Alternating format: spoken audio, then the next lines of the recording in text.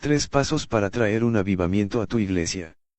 Mira este video hasta el final, el tercer punto será la clave. El secreto de los avivamientos. Mira este video hasta el final y conocerás cuál es el secreto. Crecí en medio de una generación gloriosa, donde el mover sobrenatural y fuego del Espíritu Santo era el pan de cada día. Tenía solo 17 años, pero lo que vi y experimenté cambió mi vida y mi generación. Lamentablemente 40 años después veo que esos tiempos gloriosos parecen haber pasado, algo se ha perdido, pero sé que no es difícil recuperarlo. En mi estudio de los avivamientos he visto 2 cosas que van de la mano, la oración y el estudio de la palabra.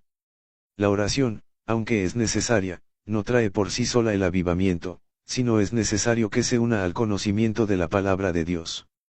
Las 2 cosas unidas son importantes para que el poder del Espíritu Santo opere en nuestras vidas. Hay un relato en el libro de los Hechos de los Apóstoles que nos da luces de esto. Hechos 6, 1 al 7.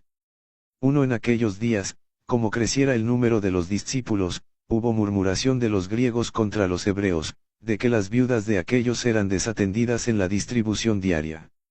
Entonces los 12 convocaron a la multitud de los discípulos, y dijeron, no es justo que nosotros dejemos la palabra de Dios, para servir a las mesas. 3 Buscad, pues, hermanos, de entre vosotros a 7 varones de buen testimonio, llenos del Espíritu Santo y de sabiduría, a quienes encarguemos de este trabajo. 4 Y nosotros persistiremos en la oración y en el ministerio de la palabra.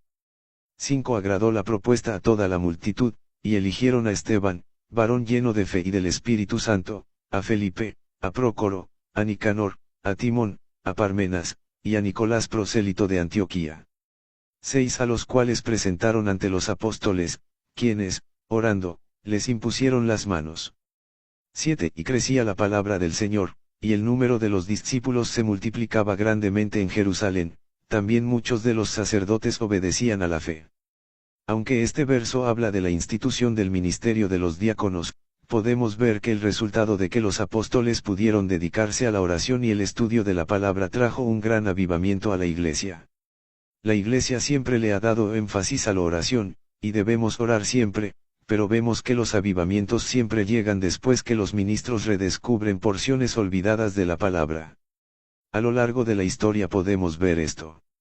En el siglo XVI Lutero redescubrió una gran verdad de la Biblia, el justo por la fe vivirá, Romanos 1, 16, y dio inicio a la Reforma Protestante.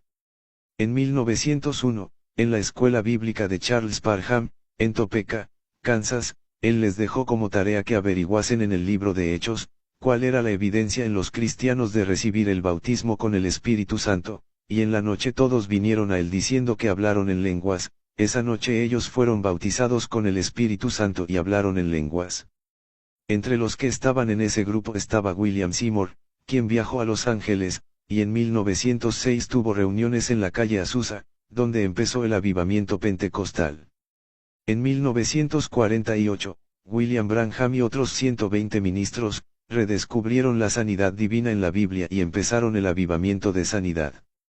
El pastor episcopal Dennis Bennett, redescubrió en la Biblia el bautismo con el Espíritu Santo y empezó la renovación carismática que sacudió al mundo. Cada avivamiento ha sido una combinación de tiempo de oración y estudio de la palabra. Si queremos traer avivamiento a nuestras iglesias debemos hacer eso.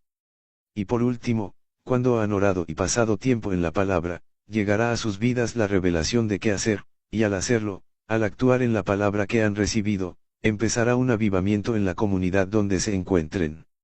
Esto lo he visto y participado en mi país por lo menos 2 veces. En el avivamiento de los jóvenes de finales de los 70 y principios de los 80, yo era solo un adolescente cuando recibí a Jesús, y en el grupo de jóvenes donde estaba, aunque después supe que pasó en muchos grupos, se daban estudios bíblicos y nos reuníamos para orar. Me acuerdo que un día hicimos 24 horas de oración, un 29 de diciembre de 1979, todos nos apuntábamos para orar 15 minutos en ese día, y algo que me llamó la atención es que oramos por más poder. 2 días después en un campamento, 6 jóvenes del grupo recibieron el bautismo con el Espíritu Santo y hablaron en lenguas. 2 días después yo lo recibimos ese poder para ser testigos que nos habla Hechos 1:8. En mi caso, tenía mes y medio de creyente, pero empecé a predicar el Evangelio por todos lados, y como yo miles de jóvenes tuvieron experiencias similares. Estudiamos la palabra, oramos, y cuando llegó la revelación actuamos, y miles de personas se convirtieron, y de ahí, se abrieron varias de las iglesias más grandes de mi país. Te animo a que hagas lo mismo.